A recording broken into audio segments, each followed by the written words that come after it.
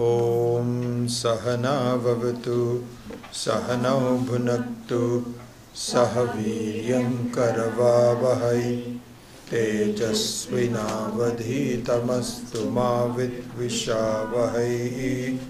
Om Shanti Shanti Shanti.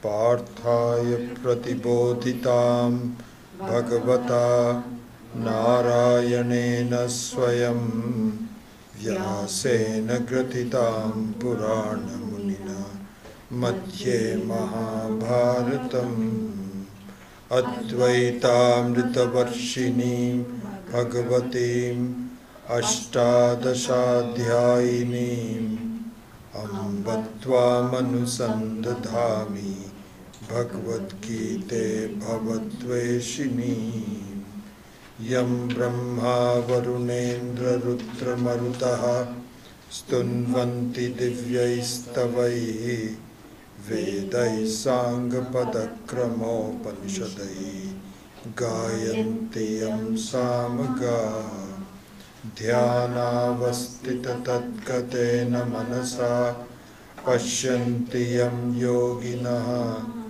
Yasyam Tam na vidusura suragana Devaya Tasmai Namaha Devaya Tasmai Namaha. So we're going to do just a cluster of verses, hopefully up, I don't think we'll go up to that much, but the cluster of verses that we are going to talk about today is from 13 to 21. So let's just do at least chant about 5 verses. So 13, 14, 15, 16 and 17. Let's chant that. So number 13 of the 5th chapter, Sarva Karmani Manasa Samyaste. So that one. Sarva Karmani Manasa Sanyasyaste Sukham Vashi Navadware Pure Dehi Naiva Kurvanna Karayan Nakartritvam Nakarmani Lokasya Srijati Prabhu Nakarma Phalasam Yogam Swabhavastu Pravartate Nadatte Kasyachit Papam Nachaiva Sukritam Vibhuhu Ajnanena Vritam Jnanam Tena muhyanti jantavaha Jnanena tu tadajnanam Yesham nashitamatmanaha Tesham adityavat jnanam Prakashayati tatparam Tadbuddhayastadatmanaha Tatnishtha tatparayanaha Gacchanta punaravrittim Jnana nirdhuta kalmashaha. Okay, so we had covered the 5th chapter up to, this is still a very quick revision of the 5th chapter. We've already done that in some detail prior to it, but we went up to verse number 12 last time. And so it's interesting, the two main topics, again, just a revision of that, the two main topics in the Bhagavad Gita are really Jnana Yoga and Karma Yoga. And the Bhakti Yoga is included in the Karma Yoga. So Jnana Yoga means there is something to be known. And Karma Yoga means how is it that I need to understand this? And this is something which we fail to appreciate. We fail to appreciate the fact that I am other than what I think I take myself to be. I am a very free person, full of joy. And I don't understand this because I take myself to be a limited person, full of some problems and so on and so forth. So this failure to appreciate is due to some confusion on my part. This confusion, when it is removed, and it is removed through Jnana Yoga. Jnana Yoga. And to be ready for Jnana Yoga, I need to get myself, get my mind ready to understand this. This is called Karma Yoga.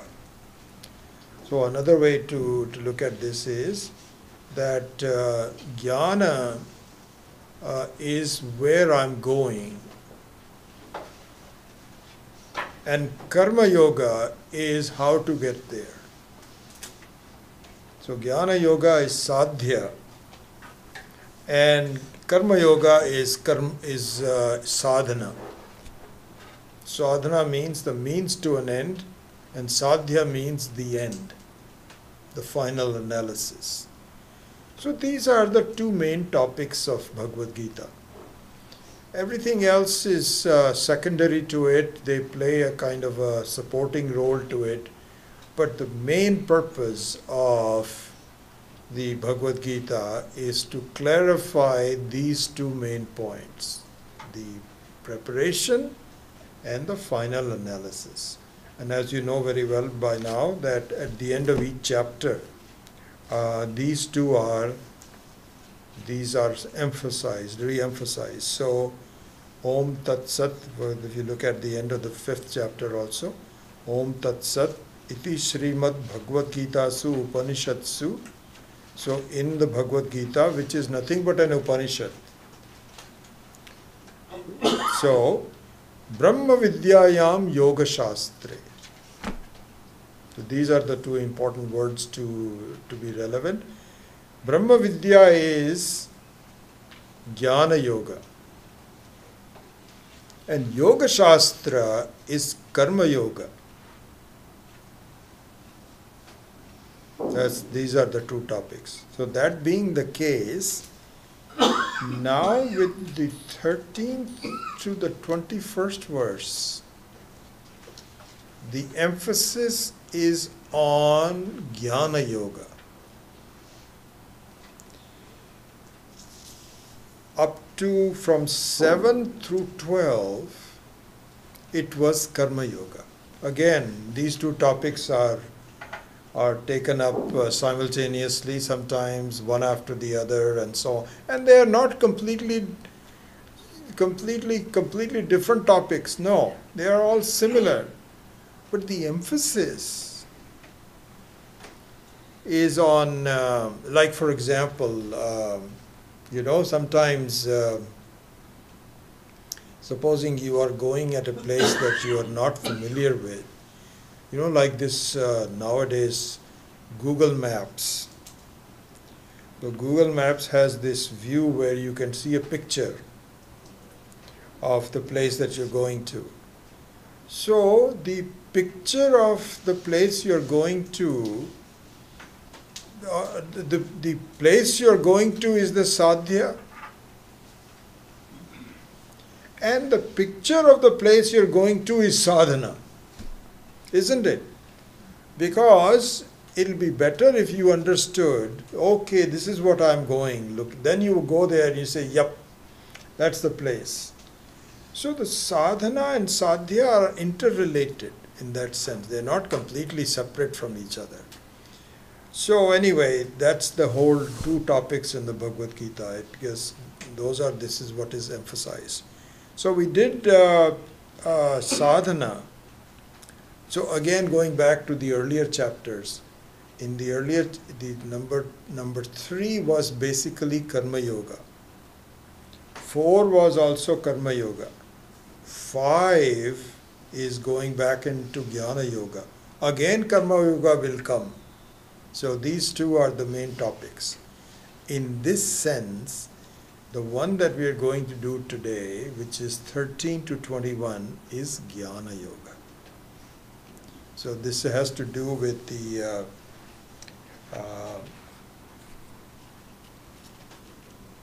with what is it that, and in fact, there are, in this sense, the introduction of this is, there are 5 topics on Jnana Yoga.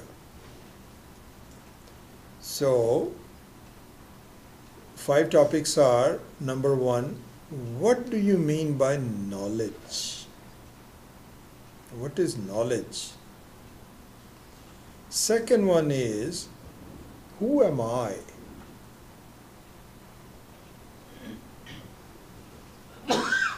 Third one is, what is this world all about? Fourth one is, who is God? And the fifth one is, what is the relationship between God, world, and I?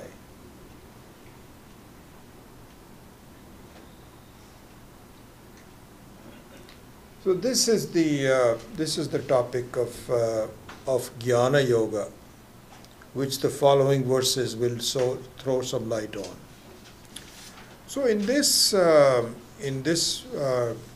treatment of these 5 topics, what needs to be understood is that I am something which enlivens the body and mind,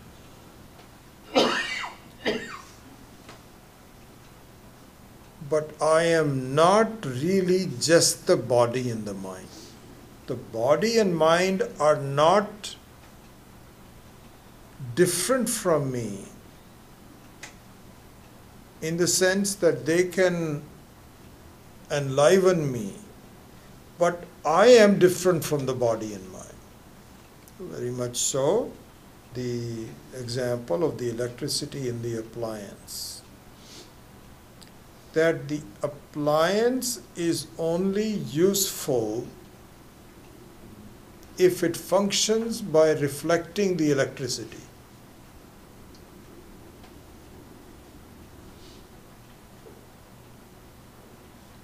And in fact, it's interesting, in the Sanskrit language, the word for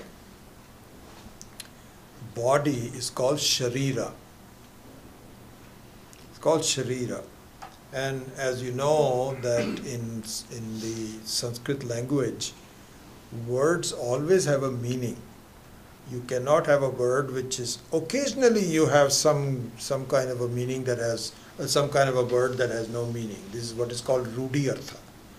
But 99% of the time, the words have etymological meaning. So the word sharira for the body means shiryamanatvat sharira, one that decays. The very nature of the body is, it is decaying. Every moment that you are not even aware of, it is slowly decaying. And after a while, then you see the decay, but every day you don't see the decay. But it is decaying continuously. It is called sharira. So they say the word sharira, just look at this, the enlivening of the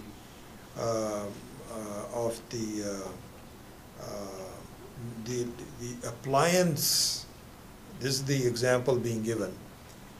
So the sharira means one which is reflecting consciousness. Even though it is decaying, it is alive because of consciousness. Whereas a dead body is not called sharira. Dead body is not called sharira, it is called shava. So shava means just a one which is not reflecting the sukshma sharira has left the body. So my whole point is that a appliance is only there when it is in fact reflecting the electricity. So therefore, the electricity, even though it is useful to the appliance, is separate from the appliance. So similarly here also, what I need to understand, and I need to be fully convinced of it, I am not, but this is what I need to understand, is that I as the consciousness enlivens and livens this body. So this body, which is called sharira. So the sharira, it is in fact the reason it is deteriorating is because as it reflects the consciousness, it is slowly wearing out. When the consciousness is removed from the body, then it has its own laws. It's dead. It's now to be eaten by either fire or by bugs or something like this. So that's the only difference that happens in cremation versus burial. In cremation, the whole thing gets destroyed by fire. In burial, it is taken away by bugs. Other than that, there is no other difference. But there is no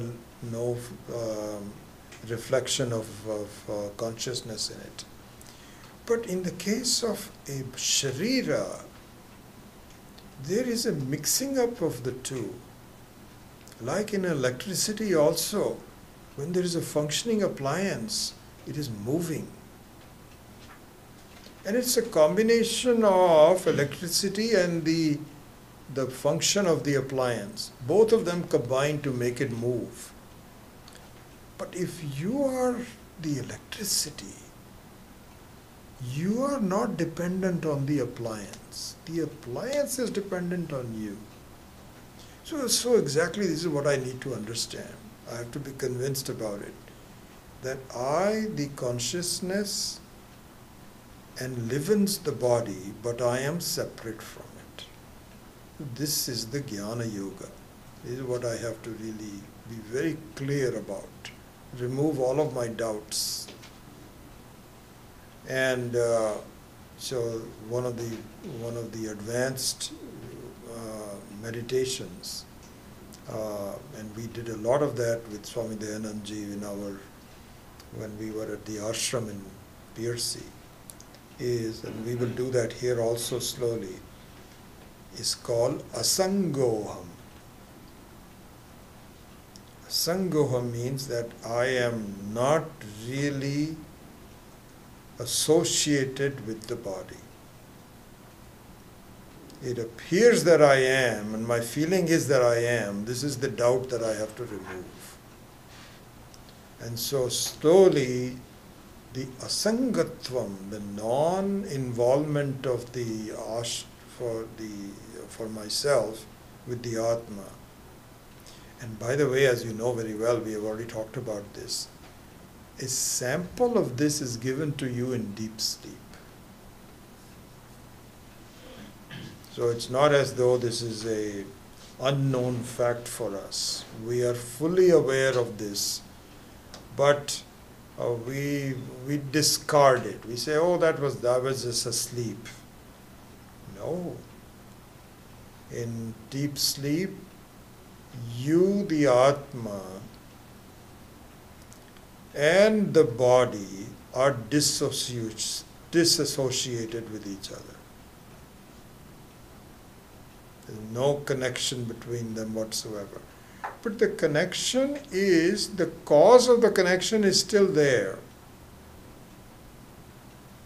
And the cause of the connection being there, the disconnection comes back again.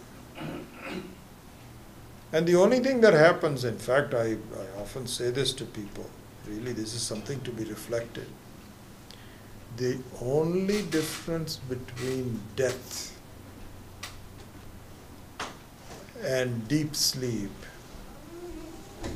is that after the deep sleep you come back to the same body, and after death you acquire a different body. Small difference, really. Other than that, there is no difference. It is exactly the same. Exactly the same. So there is a period of dissociation, and then you have a reassociation later on. And whether or not it happens in the same functioning body or a different body makes the distinction between death and deep sleep. So anyway, this is how it is, exactly like this. So, in this series of verses, starting with number 13, this Jnana Yoga is given in different forms, in different examples and so on. So here in number 13, it is shown that even when you are apparently associated with the body-mind complex, the approach you should take is that the body-mind complex is like a city which is functioning by itself, and you are simply the king of the city. This is the example being given here. So he says, Sarva karmani manasa sanyasya asthe sukham vashi navadvare pure dehi na eva kurvan na karayan. So the example given is that supposing there is a fort and a city in the old days. So the kings and the queens, they would be surrounded by a wall around so that they can be protected against enemies. And inside the wall there will be a city. And they will have doors to go in and out between the city and the outside. So you can communicate.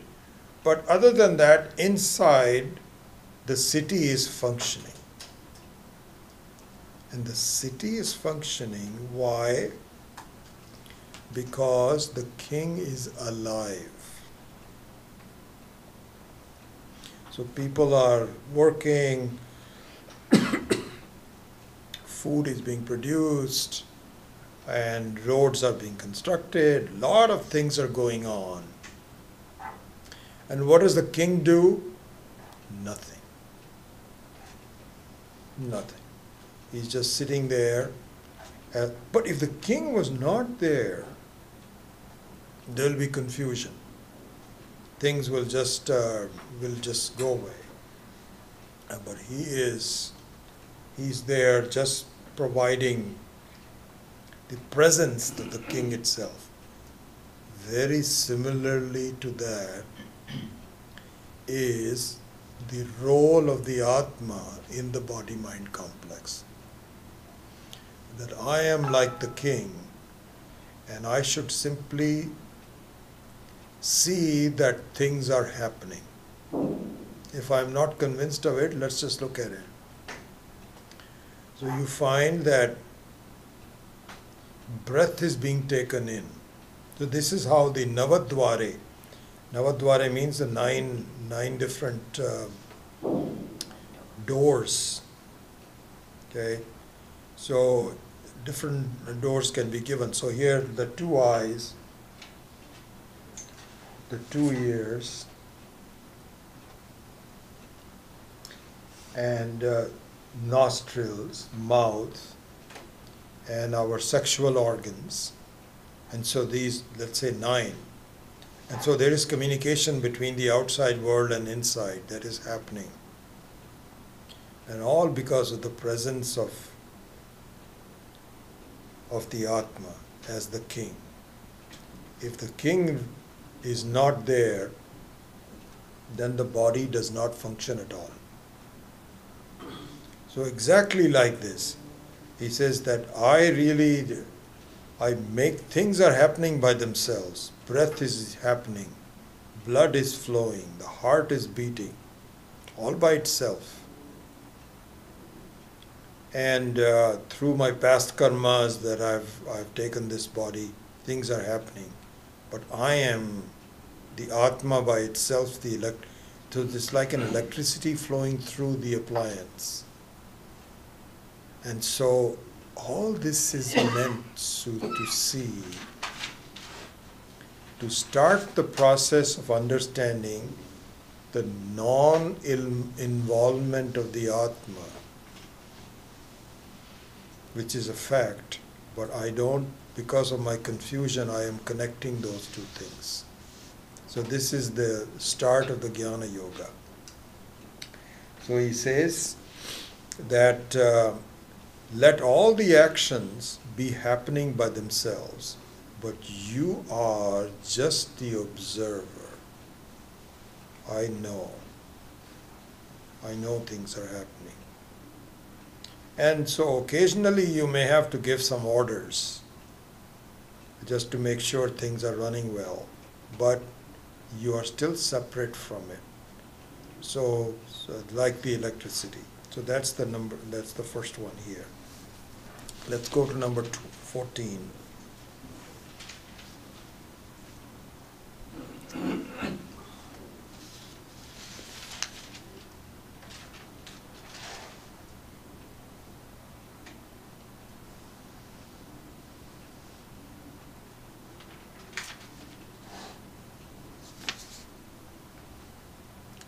So one thing that should be understood is that the Vedantic knowledge tells us that there are actually two selves, two me's. There are two of me. There are two of us. One is the lower self and the one is the higher self. And in the Mundaka Upanishad also this is displayed in another example. And the example is that there are two birds sitting on a tree branch. One bird is tasting the fruit and is involved in eating and working and so on. And the other bird simply watches. So there are two birds. And if you look at the analysis of this in the Upanishad, it is really the same bird appearing twice. So similarly, the Atma, in a way, has two subdivisions, if you may. It doesn't, but in terms of the expression of the life, it has two selves. One is the higher self, and one is the lower self. Okay? So this is something to really think about. So what do you mean by the lower self and who do you mean by the higher self? What is the distinction between them and why do you say this? So here's the thing what it is. the lower self is the ahankara. When you have a thought, this is me. So each one of us has a personality. And so that personality consists of, this is who I am. What do you mean by who I am? I am a male or I'm a female. And I'm an Indian or I'm a Westerner. Like that. So this is me. This is the ahankara. It turns out that this ahankara is a series of thoughts. It has to be because the very presence of the ahankara means that there is some form in it, and the form is modified by my experiences, my background, all of those things come in. My knowledge, my ignorance, my skin color, all those kinds of things. But this is what is called the ahamkara. So this is me. And so this me is the doer. I do. I am starting to do this. I am hungry. I better eat something. All those kinds of things. Doer. And also, so this is what is called karta. And also the bhokta. So bhokta means the one which reaps the results of my karma. That I overate and I'm too full. I feel sleepy. This is bhoktritva, bhokta. This is all pertaining to the lower self, which is the ahankara. This is the ahankara. It turns out that the ahankara is the reflection of the higher self.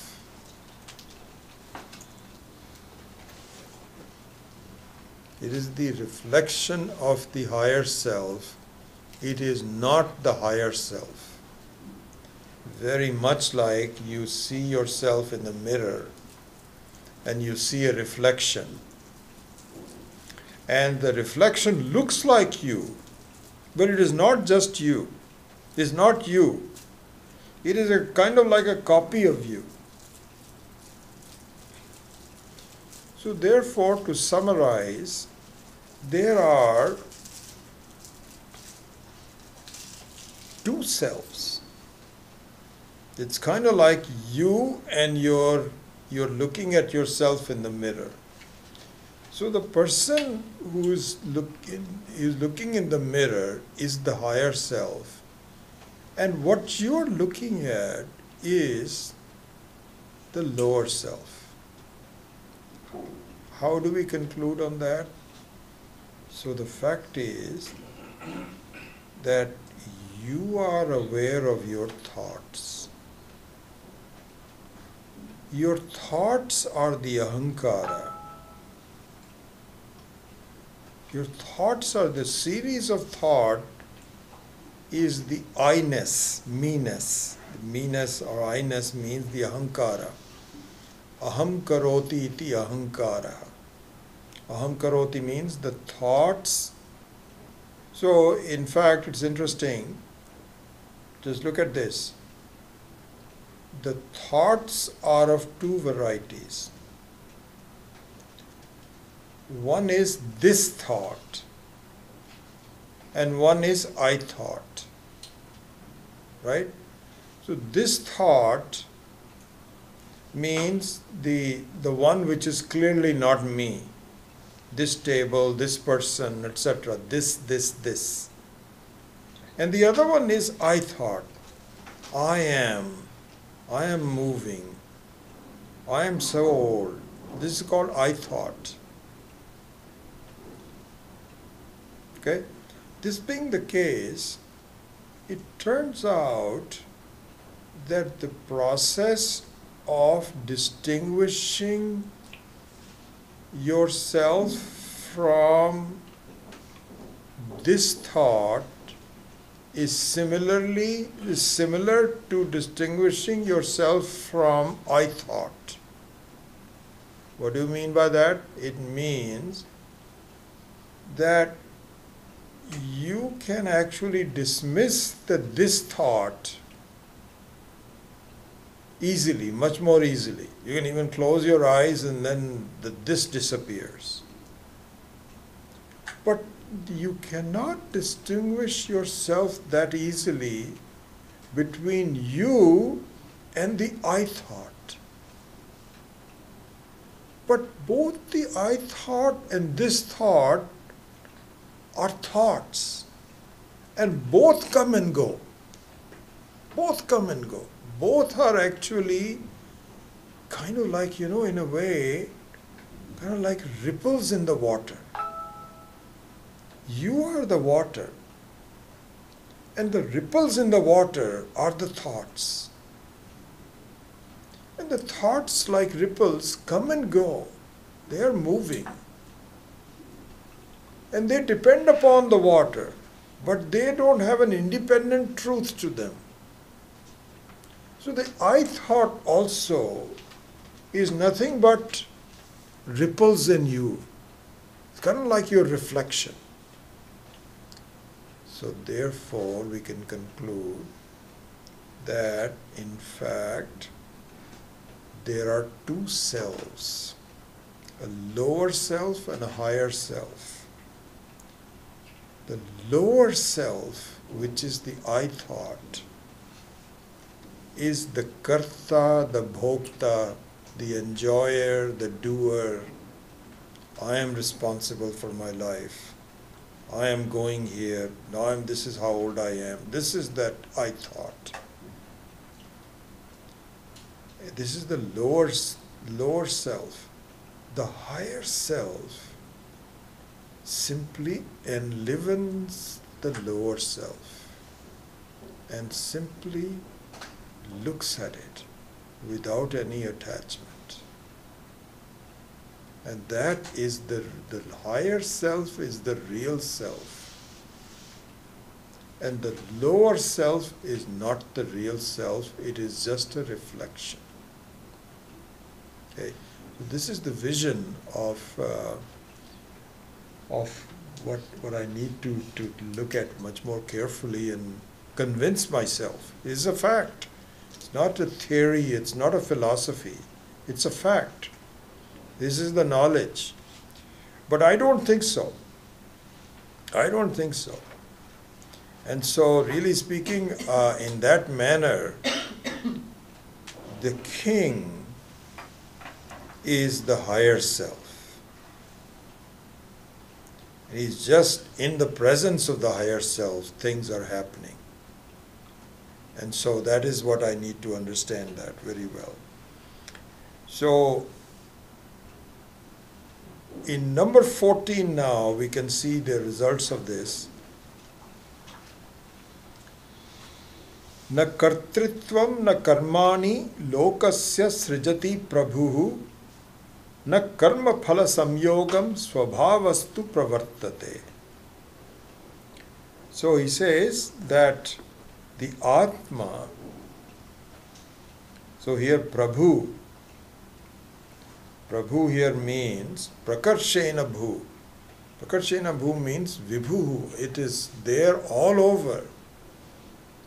So there is no difference between I was there before or now. It's the same I. And no difference between my I and you I. It's the same I. Independent of time, independent of events, as we talked about in the earlier class, independent of anything, it is always there. This is the Prabhu. Uninvolved. Basis of all transactions. Same one in everything. So here the word Prabhu can be taken from a a macro standpoint or a micro standpoint. It is the same Prabhu. The normal understanding of Prabhu is God, is Prabhu. Somewhere separate, some big guy who's creating everything and so on. But that Prabhu and you, the Prabhu, are one and the same. It is the same consciousness, same independence from time, same independence from place. I know, I am. So this Prabhu, he says, this is the higher self. And this has neither doership nor any dependence on anything. So he says, karma phala samyogam nasti, in the second line. So then, what do you mean by how does these things happen? Swabhavastu pravartate. Swabhavastu means that is the very nature of things. So here, I was discussing with one of the students just before that. So it is very much like the wave or the ripples of an ocean. So the difference between the ripples or a wave and the water is, the water doesn't need to have form. So this is in Sanskritam, there are two words used. One which is the very nature of something is called Swarupa. And one in which some possibilities of an apparent change can take place is called Swabhava. This is a technical definition of Swarupa and Swabhava. So let's look at it in terms of the example of the water and the wave, or some ripples. The water's Swarupa is H2O. It is wetness. It's a liquid. And the formfulness of water is not the Swarupa, it is the Swabhava. In other words, the nature of a wave is that it has some form. The nature of water is it can have a form, it doesn't have to have a form. So the Swabhava means the ability to have a form. Swarupa means that it doesn't have to have form. So here the word used is na karma phala samyogam swabhavastu pravartate. So the swabhava of the whole creation is that it just changes and things are happening by themselves. But I am not involved with that at all. So that's how the meaning of the 14th verse is.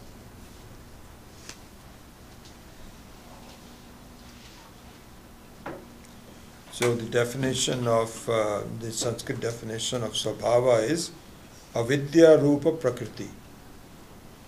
So it is the very nature of ignorance. And the ignorance means that due to ignorance, not only any reality, it just appears to move. That's all. Like in a dream also, you have some experiences in the dream, but there is no reality to it. It just happens by itself. So that possibility exists. Without that, there is no creation whatsoever. So that's what we talked about. Another example given is that, like for instance, a light falls on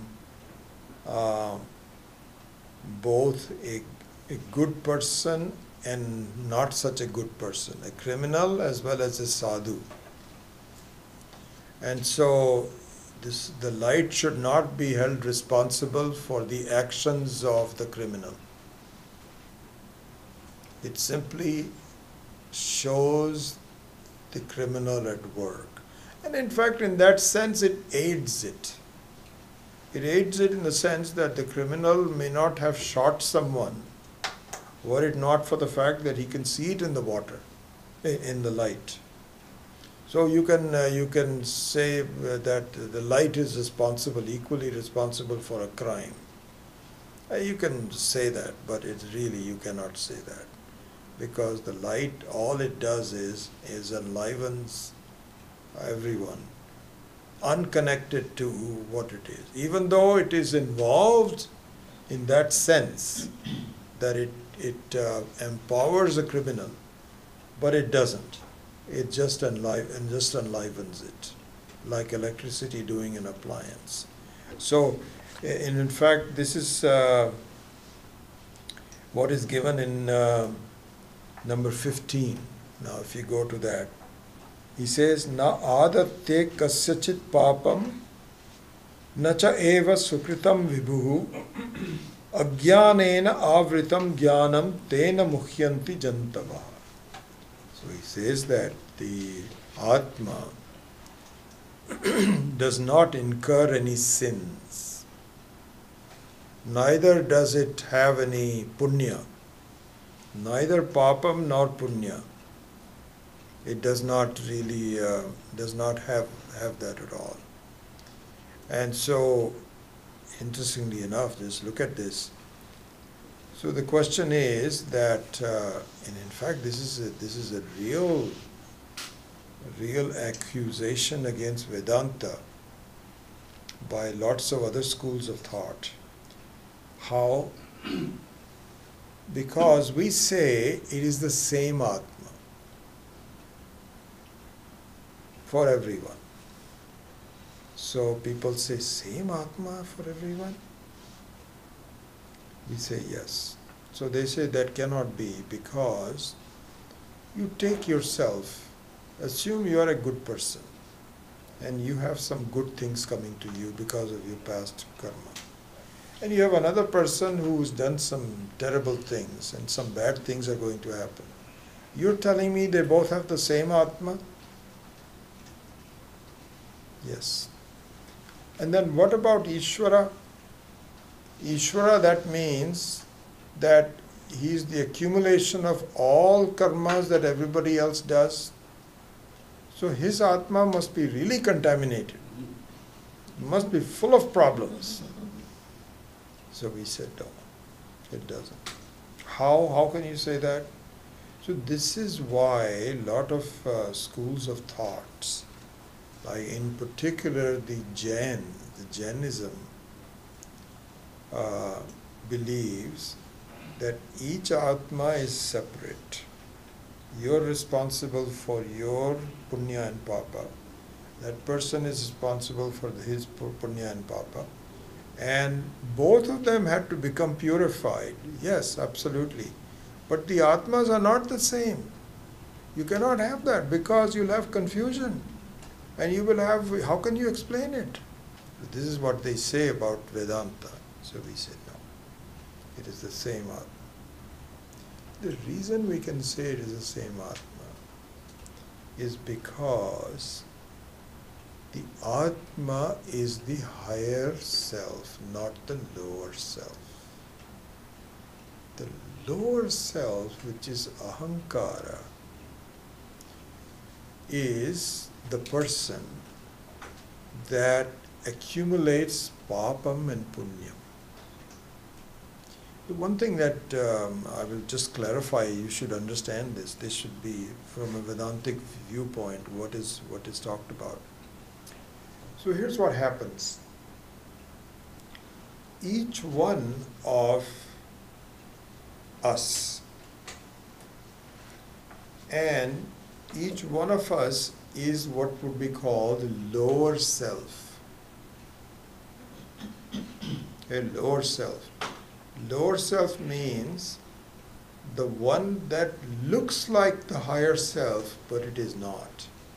It is exactly like going back to the old example that you are a reflection, but the reflection is not the real one. And then implication of the reflection is that the reflection takes the properties of the surface that it is reflected on. Think about that. In other words, if you are looking at yourself accurately in a clean surface, then the two of them are the same. But the reflection depends very much on the surface that it is reflected to. The real person doesn't depend on the surface, but the reflection does. So the reflection can be concave or convex, or can be dirty, or could be dirt, not clear. It could have all kinds of impurities in it. But the real thing doesn't. So the reflection is the lower self. Okay? So now we can go back to answering the question, how can be one Atma?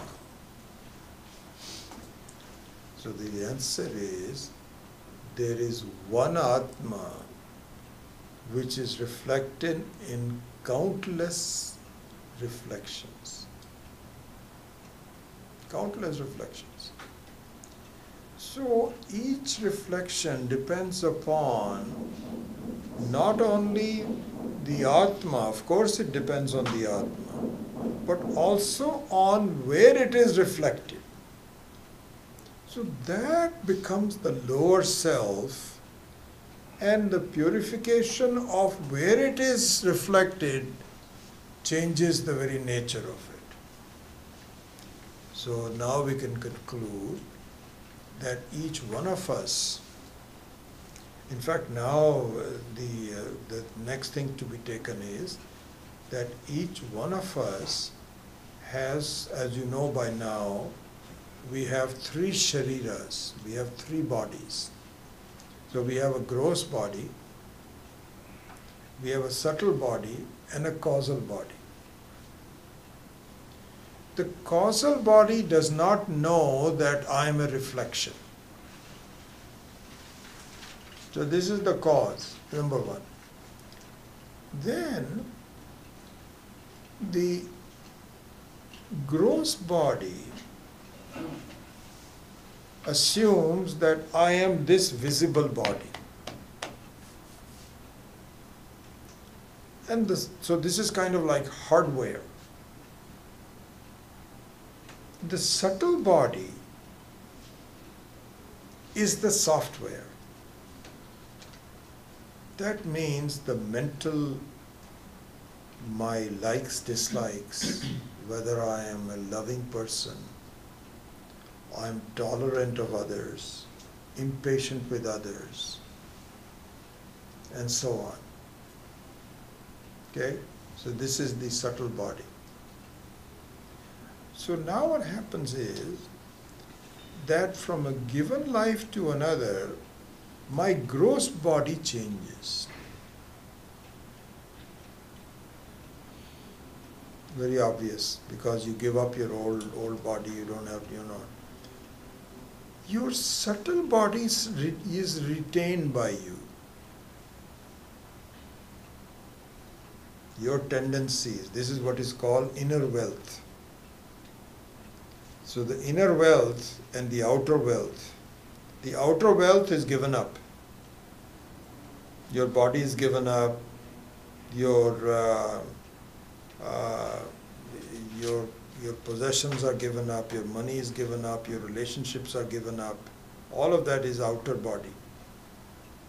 The inner body, which is software, you retain from life to life. Retain from life to life means you get to keep any improvements you have made. Like for example, supposing you have become very rich and you've accumulated $1 billion, like these guys, Bill Gates and Vinod Khosla and all of these people are billionaires. When they leave this life, they have to give it up all up. They cannot carry it to the next life. But supposing there is a person who has worked very hard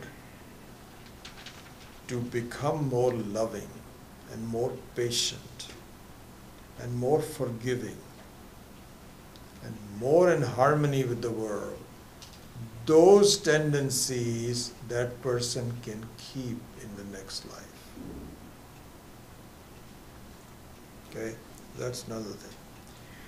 Then the thing that I was really driving to is this, going back to the lower self and the higher self. And so, number 15, that's what my mind is on.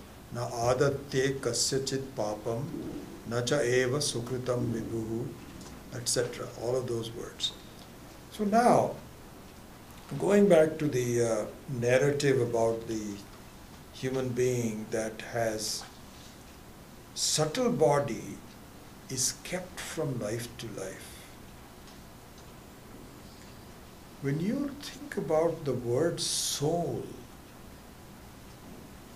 the soul of the human being, in the parlance of Vedanta, the soul is not the Atma.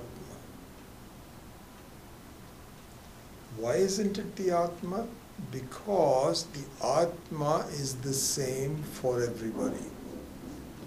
That is the higher self. There is no difference between one person or the other. So you cannot say the soul of a human being. The soul of the human being is the subtle body.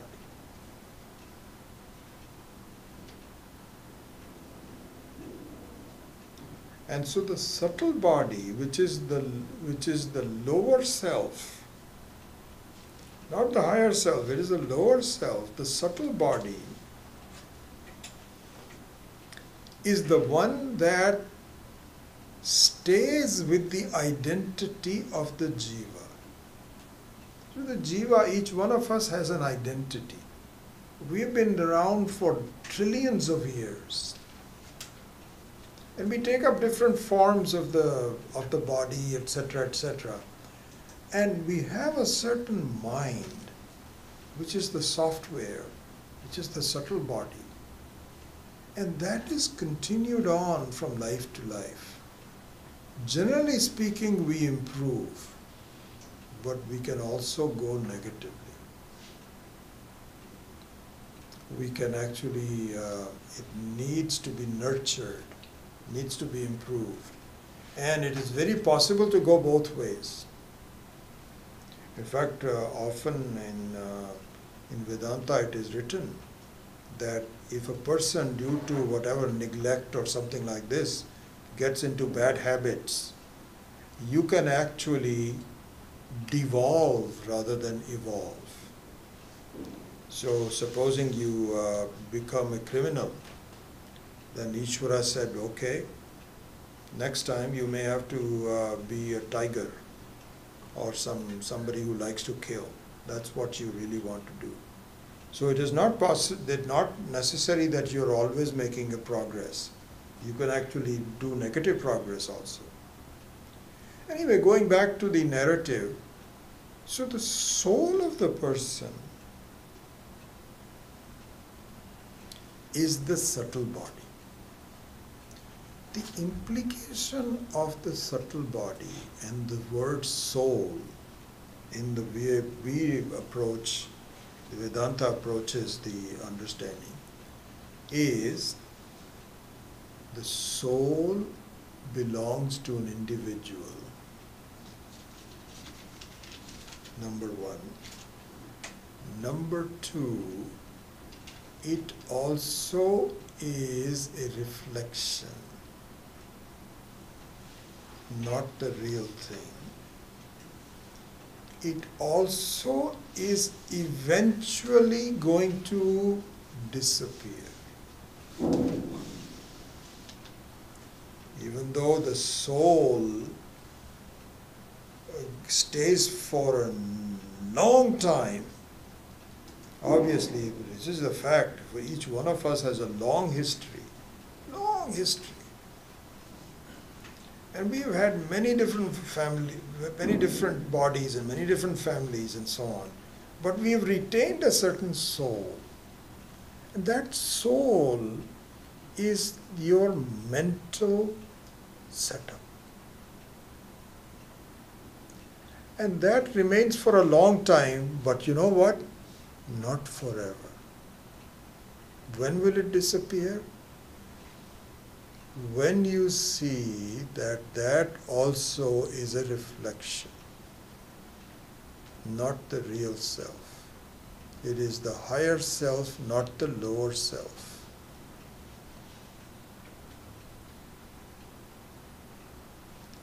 And so the entire Jnana Yoga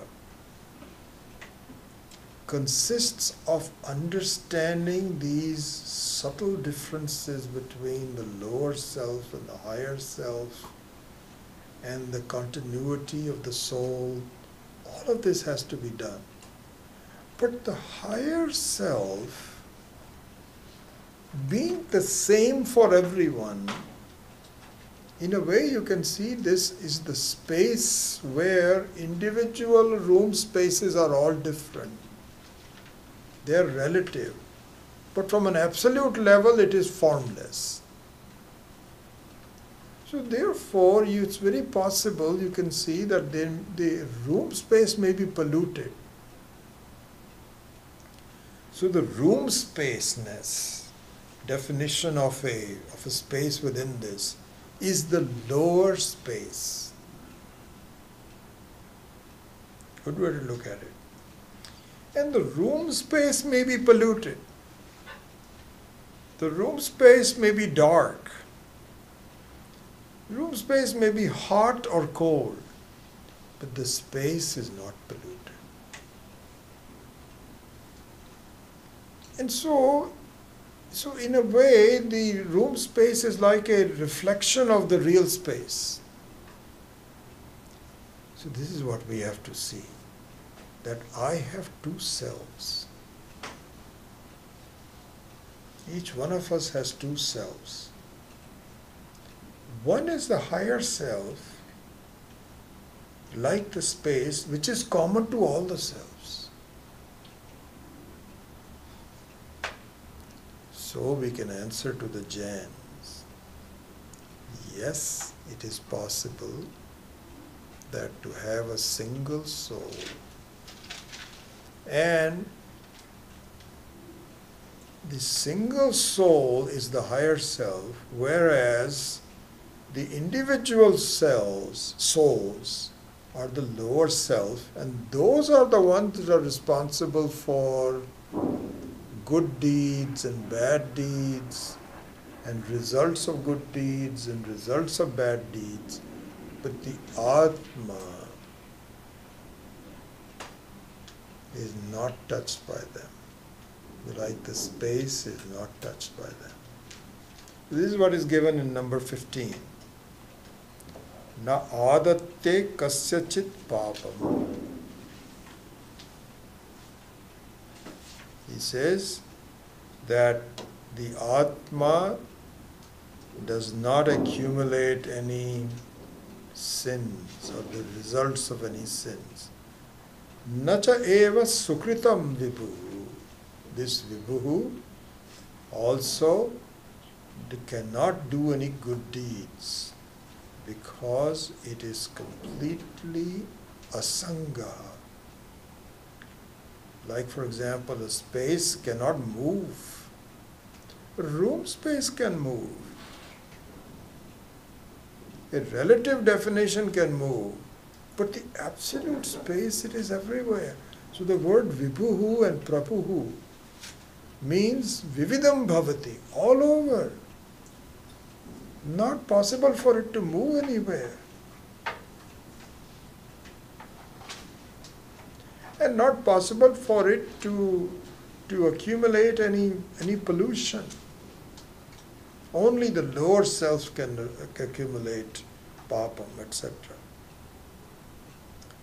Then the second line of the number 15 says, Ajnanena avritam jnanam tena muhyanti jantava.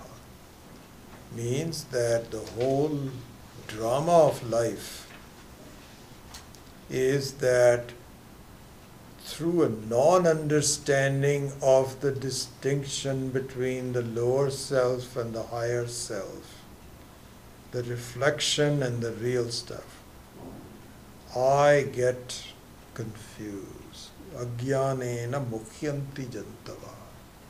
I get confused, and I've given this example before, that in fact this is a fact, that if you have a child look at the reflection in the mirror, they say don't show.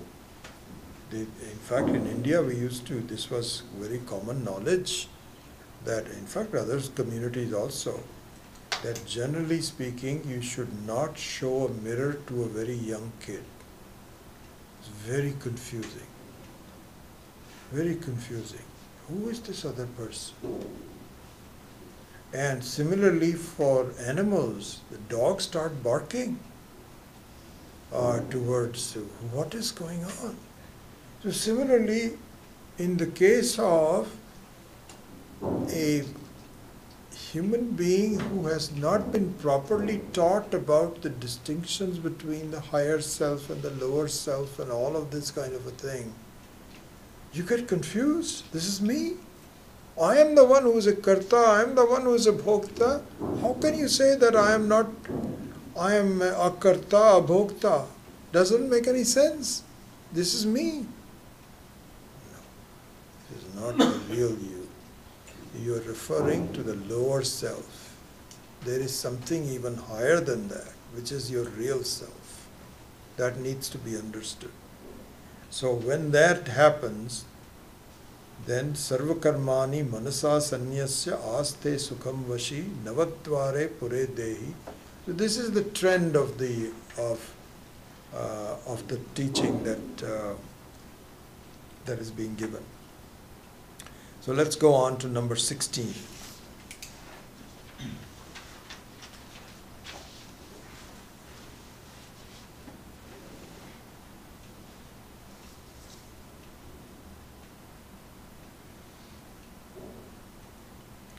So he says that in the number 15 he says, Ajnanena avritam jnanam tena muhyanti jantavaha.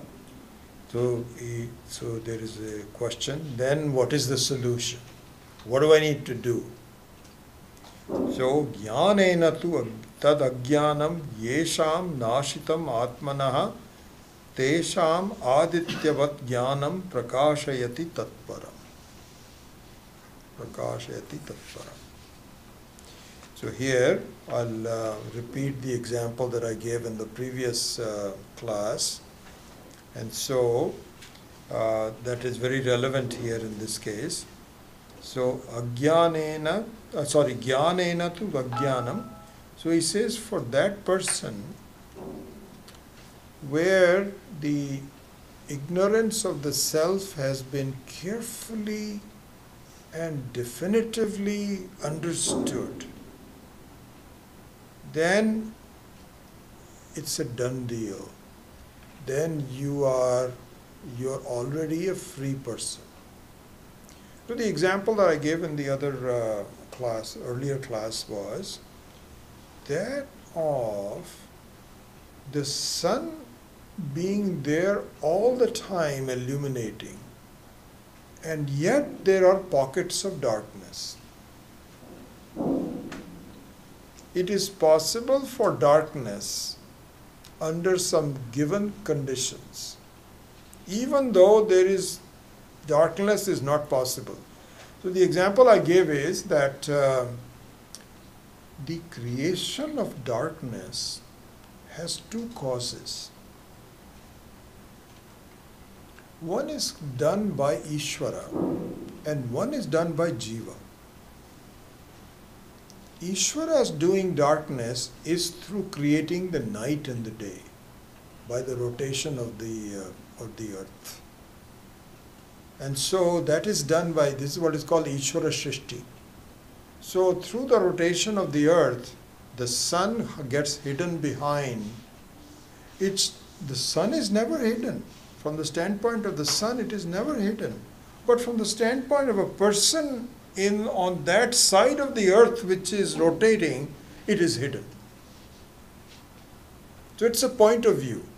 But it is a necessary point of view because night is important. For us to sleep is important. And lots of other reasons that we are not even aware of. Ishvara has decided that this rotating of the earth is very important. So this is called Ishvara Shrishti, which is responsible for creating darkness when there is none. The other Shrishti is the Jiva Shrishti, where even during the day you can close all your windows and stay in a dark room. You should not be doing it because it is the sunlight, but if you choose to do it, you can. Then you can say, where is the sun? There is no sun. There is no sun. All you need to do is to open the windows. By doing so, it's not as though you are creating sunlight. You are revealing the sunlight that already is. This is what verse number 16 is saying. So look at this. He says, Jnanena tu ajnanam yesham nashitam atmanaha tesham adityavat. Just like the sunlight.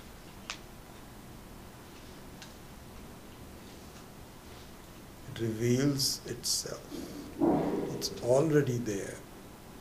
So it's not as though imagine, this is really interesting. Light as a created function of Ishvara. Imagine there is no light. Imagine that.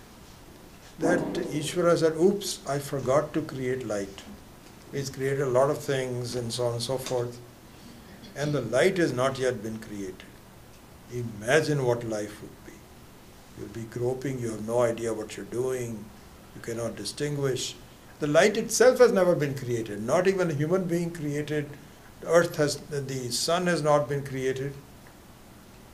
What a creation. This is all part and parcel of a very intelligent creation. And how light is created is just amazing. Really just think about it. Because even the scientists, they are not sure whether the light, how quickly it travels. And whether it is a packet or is it a wave or what. It's an amazing creation. And the fact of the matter is that it is always there. In fact, I'm sure that this is the way the creation is, that the entire cosmos has enough light to really function. Each one of them has a sun-like star that creates the light amongst there. Only when I guess it becomes so far that the light really becomes faded, then they have to create, then Ishvara has to create another star. So they're all picked and put at places so that the whole cosmos is lighted. And yet the possibility is you can just close your eyes and there is no light. This is called Jiva Shrishti. Or the Ishvara Shrishti is that God can create darkness because it is necessary for you to have darkness. to either sleep or to rest or a number of other things. So it doesn't mean that you don't have sunlight. It is already there. The Atma is like the sunlight. It is already there. It's already free. It is the higher self, untouched by any problems. It is already there. But because of certain confusions and non-understanding, it appears not to be there. It appears that I am just a limited person. It's just like saying that I know I'm the space, but I'm a limited space. No. That just means you don't understand who you are. So that's the example given in here, that jnanena tu tat ajnanam yesham nashitam. When the darkness of the mind is removed through the proper understanding, then just like the sun, prakashayati tatparam. Tatparam means, and the word param here is, which is often, this is one of the most common words used in Vedanta, called param. And we should understand the meaning of the word param. This is an important thing to see. Param means one that outlasts everything else. Is called param. One which is when everything else disappears. It's kind of like the ultimate winner, if you may. It's called param. And the word param should be immediately understood.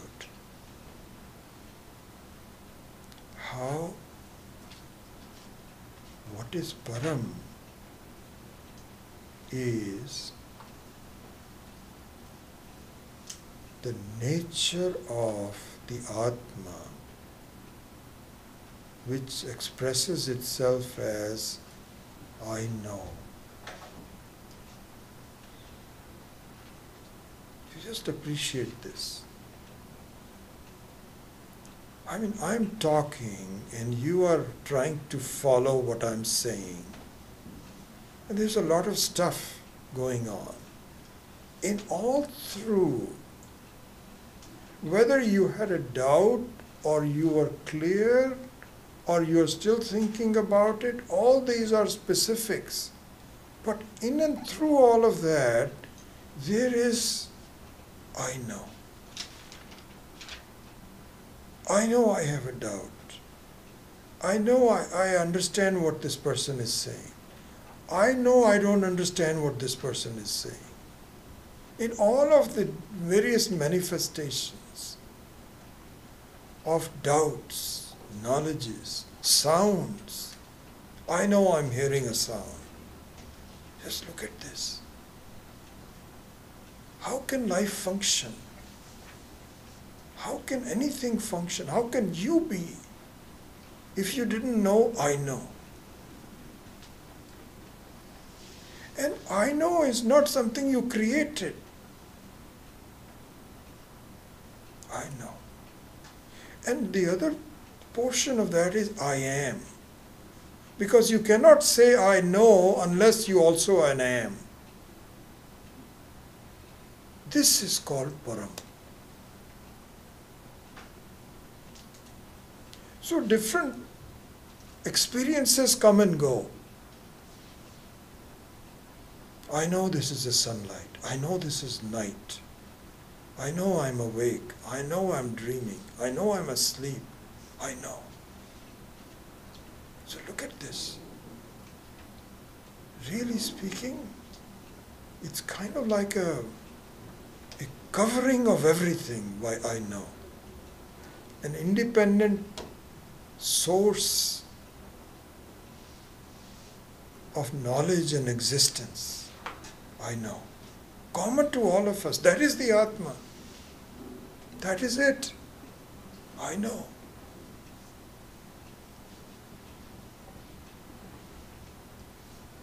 Even when I say, do you know something? And he says, no, I don't know. You know that you don't know. Just look at this. That is the higher self. And it's just that we are so busy with the specifics of what I know, doubts of what I don't know, that you miss the fact that you are Param. I know.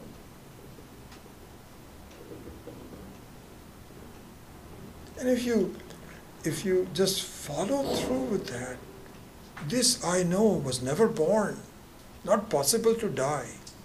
I know. That knowledge, that jnanam, this is what it is. Tesham adityavat jnanam prakashayati tatparam. So this knowledge, this understanding, it simply lights up what you already are, which is adityavat. Just like the sunlight which is already there. So this knowledge I am. And yet we are seeking, we are confused. Oh, I don't know, I'm not sure about this. Oh, I don't know, I've got to do this, and then my body is not well, I've got problems. We're so involved with these things and completely oblivious to the very obvious Param, one which outlasts everything. Doesn't it outlast you? Because a moment ago you had certain thoughts. Now you have certain thoughts. In all of them, I know. That never changes. Never affected by anything. Independent. This is knowledge. And the only thing that keeps me from the fruits of the knowledge is just removing my doubts about it. I'm so used to, because of my experiences of just focusing on what I am, what is going to happen to me, what is my past, what's my future, my body, my problems, my relationships. But I fail to understand the beauty and the very everlasting presence of I am, I know. This is the higher self that we talked about. This is the very content, the very nature, the very swarupa, not the swabhava, but the very swarupa of the Atma. That's what's talked about in number 16.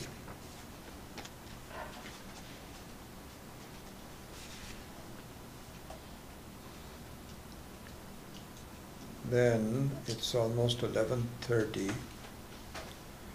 So then in 17, which I think we will do in more detail maybe next time, is the method of understanding this knowledge. You see the structure. You see the structure of these series of verses 13, 14, 15, 16. So in number 13 and 14, the possibility of the higher self, the king of the city who's sitting independently, unaware, not necessarily working, all that was given. And it also was given that it is, then in number 15 was that it does not incur any papam or punyam or anything like that. It is completely asangatvam. And it says that the feeling that I am the lower self rather than the higher self was due to some ignorance. Agyanena avritam jnanam tena muhyanti jantava. Then number 16, how should I remove this? No, not sorry, not how, but when do I remove it? Was given. What happens to me? How will I understand this? Then in number 17, the process of understanding, of gaining this knowledge, is explained in more detail. Tad buddhaya, tad atmana, tad nishtha, tad parayana, gachanti apunaravrittim jnana nirdhuta kalmashaha. So the very method of understanding, okay, now I understand the jnanam, that once I remove the andhakara, the ignorance about the self, I will be free. But how do I do that? This is what is being prevented. I think it's worth spending some time on, so I will postpone it to next week. So we'll begin the next week with this verse number 17. And so this series of Jnana Yoga goes from 13 to 21. So this is the sequence, which we have done once before also, but I thought that we'll revise it. So we will stop at this point, and then next week we will do verse number 17, Tad Buddhaya. Om Asato Ma Satgamaya Tamaso Ma Jyotirgamaya Vityor Ma Amritam Gamaya Om Purnamadav Purnamidam Purnat Purnamudachyate Purnasya Purnamadaya Purnamevavashishyate Om Shanti Shanti Shanti Hari Om Shri Gurubhyo Namaha Hari Om. Any questions about today's class? Yeah. So the question which is deluding me is, so you have the Atma which is all singular Atma, and then the reflection, whatever based on the reflecting surface, has a delusion. Correct. So it has a delusion of the lower self. The point where I get confused is, how did the reflection get an identity and a Brahma of its own? So it is anadi. Anadi means that it is causeless. Maya is causeless. There is no cause to Maya. It is the very... so there are different ways of looking at it. One is that without this identity... And so one thing, let me complete the previous thought. Anadi means that has no beginning and no cause. In the previous class we also gave this example, that the entire Shrishti is in the form of circles.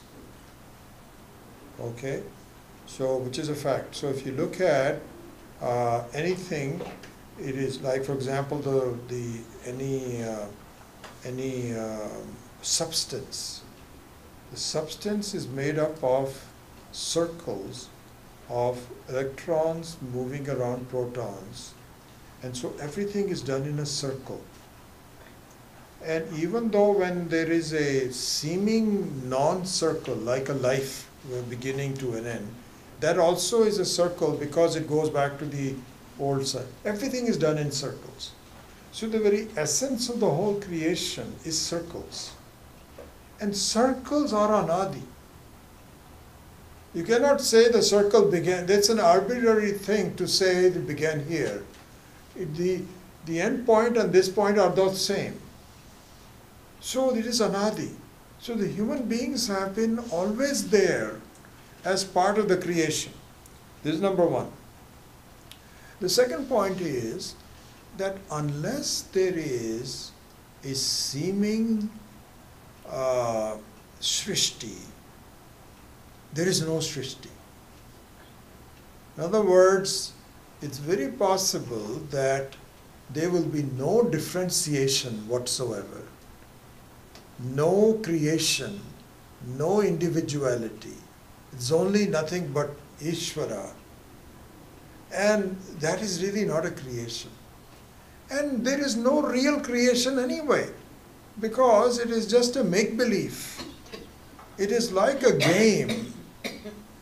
Srishti is nothing but just a make-believe, kind of like a game. So even though there is a seeming beginning of the individual and so on, there is no beginning. That is the swabhava of the Maya. So it's not as though I began. I've always been there. But the only difference is that one which never began has an ending. It's an ending. It's a possible. And the ending is also, that means that the seemingness belongs to the higher self. So the Srishti is the lower self feeling as though I am separate. And the ending of the Srishti is the lower self knowing that I am nothing but the higher self.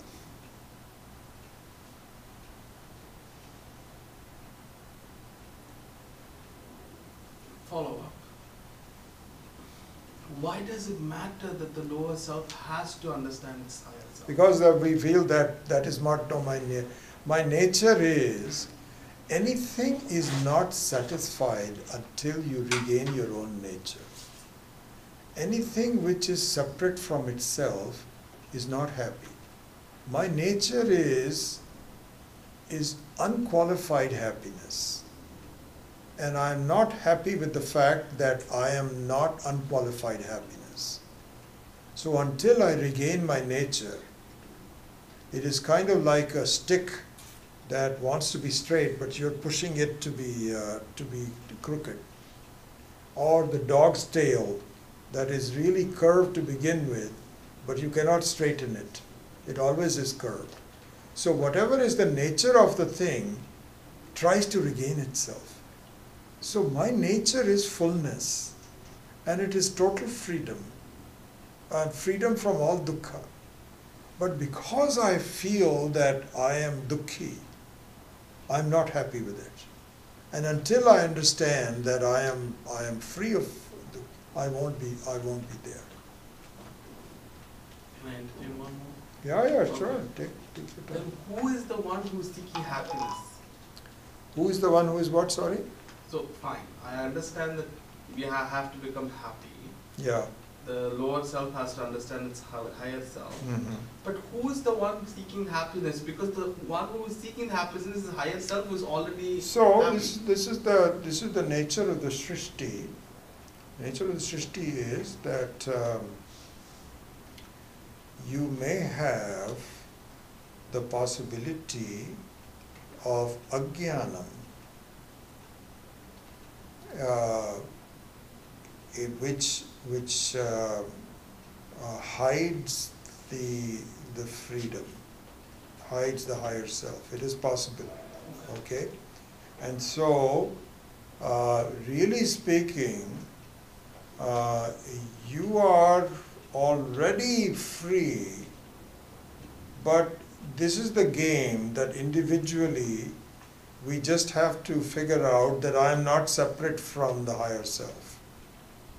So this is exactly what the Srishti is. And the Srishti also, the very creation is of the nature that there is no difference between Jiva and Ishvara. This is what is being taught. But there is an apparent difference between them. And so without that there is no Srishti. So that's how it is. And you cannot say when did it begin, because it is anadi. It is all in the nature of the circle per se. I have to think more. So, one of the things that is very interesting is that we have these doubts. What is the nature of the Srishti? Why was it there done this way, and so on? Because I am not yet convinced that by understanding this, this will make me happy. In other words, let me rephrase this. So oftentimes people will say, why was this, why is it done? And so on. And the reason the whys are asked for is they are not convinced that this is the solution. Swami Viditatmananda had given a very beautiful example. In fact, Gautama Buddha used to sell this to his disciples. He says that suppose, in the parlance of those days, supposing you have been hit by an arrow, and it is really almost like penetrated your back, you are in bad shape. You may die if you don't take care of it. At that point, Gautama Buddha said, do not ask for the whys. Why did this happen? Who gave it to, who shot this arrow to me? Why was me alone and not somebody else? None of those things should be talked about. What is important is you take the arrow out right away and you dress up your wound so you survive. So similarly, it is said that in our understanding that to ponder over why is this the case, how did this happen, it's only because you are not convinced that the answer will really help you. So therefore you've gotten into, no, I'm not talking about you, but any person who asks this has gotten into this idea that let me look into that. It is kind of like a person who has been hit by an arrow and is bleeding, is not thinking person enough that instead of removing it, you are now doing some idle stuff. How did the arrow come from? Is it from the left-hand side or from the right-hand side? None of that should matter. And to the degree that you are not convinced that these are real answers that will solve your problem, you waste your time doing whys and hows and so on and so forth. This is the answer given to by the acharyas in the teaching. And so at some point in time, you get convinced that I am in the right direction. And then the speculation about the how and why, etc. drops. And you are now headlong into solving the problem. And in solving the problem, what really helps is that slowly it gets better. So you know you're in the right direction. I mean, that's the case with me. I haven't reached where I want to be, but I'm totally convinced that this is what the right direction is. I don't have any, I used to have some fundamental questions at one time, dropped off completely. And these are just speculations that do not have any bearing in my happiness. Now I am very clear about how things are already improving in my life and how they will continue to improve. And I have full shraddha towards an understanding of that. So this is why they say that if you're not convinced that these are helpful things, then the speculation grows in your mind. Then you say, no, I don't know about this, which is fine. You should just do whatever you come to you. So this is the advice given to